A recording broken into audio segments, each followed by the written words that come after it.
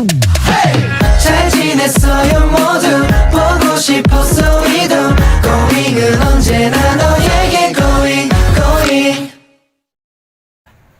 Assalamualaikum warahmatullahi wabarakatuh. Perkenalkan, kami dari kelompok 2. Saya Al-Qadar Kusuma Citra Jaya. Saya Devin Firdiki Menggarwa. Saya Lingkan Kirana Pramdita. Saya Fatur Rahman Al-Fatoni. Saya Pandu Satria Tama Putra Santoso. Saya Puji Nirmaya. Di sini, kelompok kami akan menyampaikan materi mengenai kisah dari sejarah Gajah Mada. Gajah Mada adalah sosok Majapahit yang sangat berpengaruh panjang dalam upaya Majapahit menuju puncak kejayaannya. Gajah Mada dikenal sebagai sosok setia dan perkasa pada pemangku kerajaan Majapahit untuk terus menjaga keutuhan dan menebarkan pengaruhnya. Hingga sekarang, jasa-jasanya masih dikenang.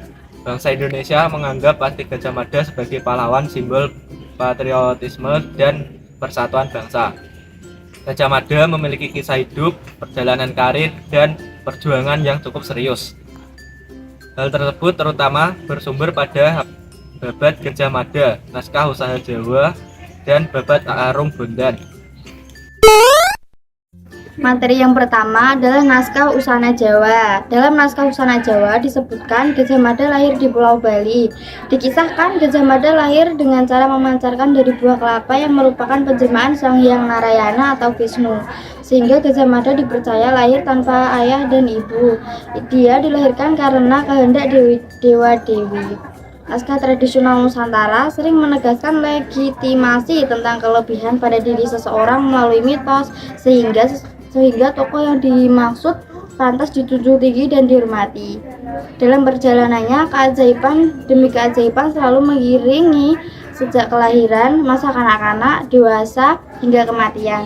Perjalanan seperti ini umum berlaku pada sistem kepercayaan masyarakat Hindu atau Buddha pada masa itu, sehingga tafsir atau rasionalisasinya diperlukan agar isi naskah dapat dijadikan rujukan.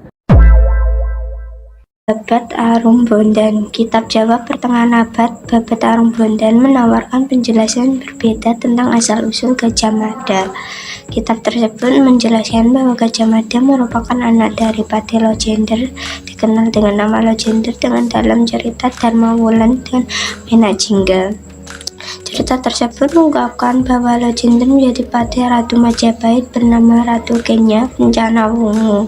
J.L. Brandes pernah mengatakan bahwa kisah Dharma Wulan dan Menak Jingga terjadi dalam masa pemerintahan Ratu Suwita di Tata Majapahit. Menak Jingga yang dimaksud dalam kisah tersebut setara dengan Brewirabumi, penguasa Kedatan Timur yang berperang melawan Majapahit, sehingga jika mengikuti tafsiran ini, maka Gajah Mada adalah anak dari Pati Lojender setelah Majapahit melewati masa kejayaan. Sedangkan dalam berbagai prasasti dan kakawin negara tergambar sebagai bukti otentik disebut bahwa Gajah Mada berperan dalam masa awal dan kejayaan Majapahit berada kekuasaan Hayam Wuruk. Menarik, dalam kitab Babad Arung Bondan dapat terjadi interpretasi lebih lanjut dalam pernyataan bahwa Gajah Mada merupakan anak dari seorang patih. Gajah. Babad Gajah Mada merupakan sastra Bali. Dikisahkan ada seorang pendeta muda bernama Mpu Sura Dharma Yogi yang memiliki istri bernama Patni Nari Ratih. Istri yang diberikan oleh gurunya yang bernama Mpu Raga Gunting atau yang dijuluki Mpu Sura Dharma Wiyasa. Mpu Sura Dharma Yogi membuat huma di sebelah selatan lembah Tulis, sedangkan Patni Nari Ratih tetap tinggal di pertamanan. Hanya sesekali ia menengok suaminya di huma yang baru dibuat. Dewa Brahma jatuh cinta kepada Patni Nari Ratih karena perasaannya yang sangat cantik. Sampai satu hari Nari Ratih diperkosa oleh Dewa Brahma di gubuk yang sepi. Nari Ratih mengadukan peristiwa tersebut pada suaminya. Akhirnya mereka pergi mengembara selama berbulan-bulan. Ketika bayi lahir, mereka sampai di desa Mada yang terletak di Gunung Semeru. Lahirlah bayi laki-laki yang diiringi peristiwa alam yang menandakan bahwa sang bayi kelak akan menjadi tokoh penting. Bayi tersebut diasuh oleh kepala desa Mada, sedangkan kedua orang tuanya bertapa di puncak Gunung Pambang untuk memohon keselamatan dan kejayaan untuk sang bayi. Dewa mengabulkan permohonan tersebut dan mengatakan bahwa kelak bayi akan menjadi orang terkenal di seluruh Nusantara. Kemudian berkat Mahapati Amangkubumi, Majapahit berhasil mengembangkan kekuasaan hingga banyak raja dari luar pulau Jawa yang tunduk kepada Raja Majapahit.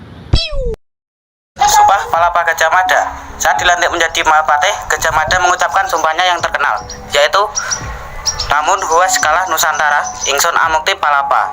Namun kalah ring gurun, ring seram Tanjung Pura, ring haru, ring pahang, dompo, ring bagi Sunda Palembang, Tomasik, Samana, ingsun amukti palapa. Selama aku belum menyatukan Nusantara, aku takkan menikmati palapa.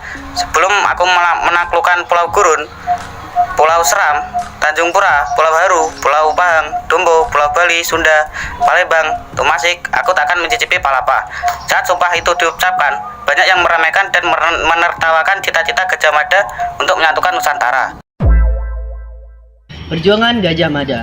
Perjuangan Gajah Mada mencapai puncaknya pada zaman pemerintahan Hayam Wuruk 1350 hingga 1389. Luas Majapahit hampir sama dengan luas Indonesia. Saat ini bahkan pengaruh kerajaan Majapahit sampai ke negara-negara tetangga. Hal ini dibuktikan Majapahit pada waktu itu mampu menguasai wilayah-wilayah Nusantara yang meliputi Melayu, Sumatera, Tanjung Pura Kalimantan, dan Semenanjung Melaka. Kemudian, wilayah sebelah timur Jawa dan Nusa Tenggara, Sulawesi, Maluku, Irian Barat, dan Jawa, kecuali kerajaan Sunda Galuh dan Sunda Pakuan. Berkat keberhasilannya, pengaruh Gajah Mada sangat besar. Bahkan dapat dikatakan, pengaruhnya melebihi Hayam Wuruk dan anggota Sabta Prabu, yaitu semacam Dewan Pertimbangan Agung yang beranggotakan keluarga Majapahit. Perjuangan Gajah Mada sampai saat ini terus dikenang. Hal ini dibuktikan dengan pengumuman nama Gajah Mada untuk nama jalan di sejumlah tempat di Indonesia. Akhir hidup Gajah Mada. Perang Bubat adalah perang antara kerajaan Majapahit dan Sunda Pajajaran pada 1357 mengakhiri kejayaan Gajah Mada. Perang Bubat dapat dikatakan sebagai penyebab awal keruntuhan Majapahit. Perang ini diawali dengan keinginan Raja Hayam Wuruk untuk memperistri putri kerajaan Sunda bernama Dyah Pitaloka Citra Resmi. Namun, Gajah Mada menentangnya. Saat terjadi iring-iringan kerajaan Sunda menuju Majapahit, terjadi konflik di persinggahan Bubat yang terletak di sebelah utara ibu kota Majapahit. Raja Hayam Wuruk memiliki keinginan untuk menyambut tamu di persinggahan Bubat, tetapi hal ini ditentang Gajah Mada karena Gajah Mada beranggapan tidaklah pantas seorang raja dari kerajaan besar menyambut rombongan dengan mendatangi persinggahan Bubat. Saat pernikahan hendak dilangsungkan, Gajah Mada menginginkan Sunda takluk dan menyerahkan Dyah Pitaloka sebagai persembahan. Pada 1359, Gajah Mada kembali diangkat sebagai patih dan diberi wilayah di Madakaripura di Tongas, Probolinggo. Gajah Mada meninggal pada 1364 karena sakit. Dengan meninggalnya Gajah Mada, kebesaran Majapahit pun berakhir. Meskipun Gajah Mada tidak berhasil melewati Sumpah Palapa sepenuhnya, selama hidupnya ia berhasil mengembangkan pengaruh Majapahit hingga ke berbagai wilayah. Namun ia juga terlibat dalam konflik dan konflik internal di kerajaan Gajah Mada. Meninggal pada tahun 1364 dan meskipun ambisi untuk menyatukan Nusantara belum sepenuhnya tercapai, ia tetap dikenal sebagai tokoh berbagi dalam sejarah Indonesia yang berjuang untuk kekuatan dan persatuan negara. Ini loh. Materi. Anjir. Gaya begitu. Sampai suatu hari Nari Ratih diperkosa oleh Dewa Kayak Sampai suatu hari Nari Ratih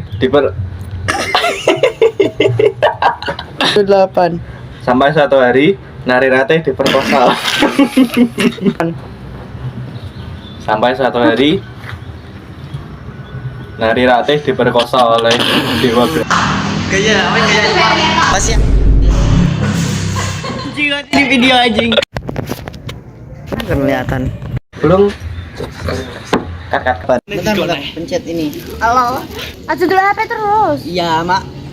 Wes pas lewat ki lho, pas Ya Allah, lingkan. Assalamualaikum warahmatullahi wabarakatuh. Perkenalkan